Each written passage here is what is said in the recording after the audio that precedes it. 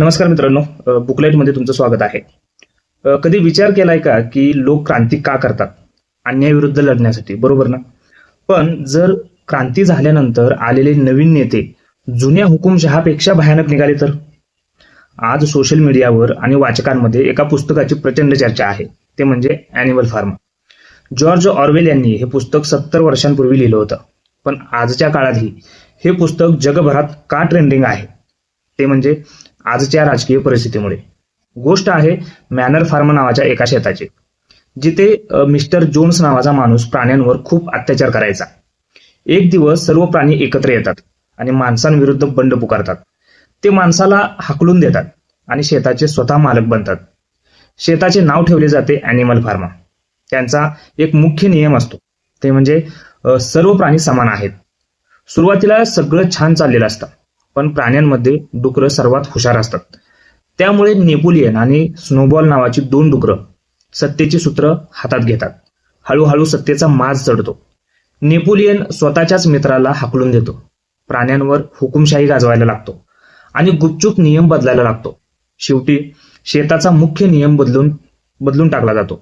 सर्व प्राणी समान आहेत, पण काही प्राणी इतरांपेक्षा जास्त समान आहेत. म्हणजेच प्राण्यांना मुक्त करणारी डुकरं आता स्वतः माणसांसारखी क्रूर बनतात. मित्रांनो, हे पुस्तक म्हणजे एका पॉलिटिकल सटायर म्हणजेच राजकीय उपहास आहे. जॉर्ज ऑरवेल यांनी हे पुस्तक खरं तर रशियन राज्यक्रांती आणि जोसेफ स्टॅलिनच्या हुकुमशाहीवर टीका करण्यासाठी लिहिलं होतं.